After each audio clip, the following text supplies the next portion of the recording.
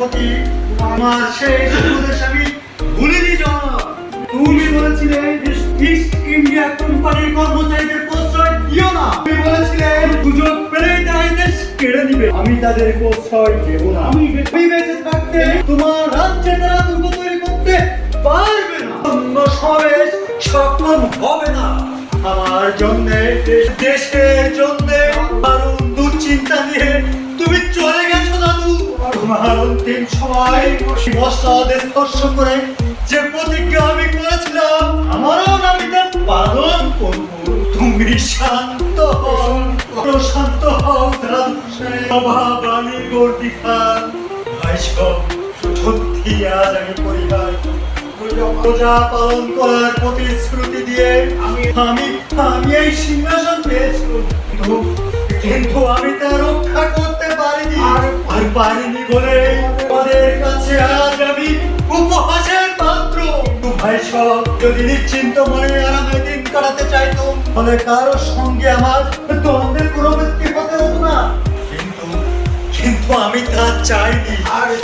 আর চাইনি বলেই কি তোমাদের বিচারে আজ আমি অপরাধী। কি হাঙ্গামার কথা কি তোমাদের মনে নেই? মুরগির হাঙ্গামার সময় বাবালি বর্দির সঙ্গে অমরের শিবিরে দিবসে নিশিতে কেউ কিছু দেয়নি। আমার হাতের অস্ত্র কি এটা দস্যুদের দ্বিখণ্ডিত করেনি।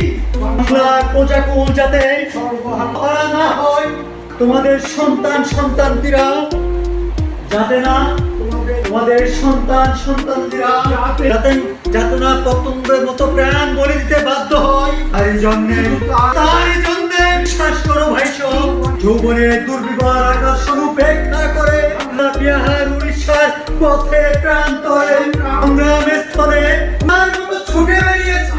তার পুরস্কার কি এই কণ্ঠকাষ্ঠ? তার পুরস্কার কি এই ছিন্ন পাদুকা? তার পুরস্কার কি এই দক্ষ লক্ষণা?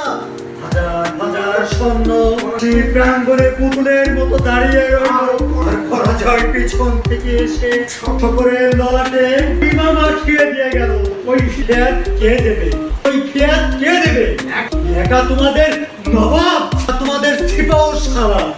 সত্যিই যদি বুঝে থাকো ভাই সব আমাদের সাথে আমার বন্ধন আছে, তাহলে এসো ভাই সব আর একবার শেষ চেষ্টা করে দেখি। হাসির প্রান্তরে যে রক্ত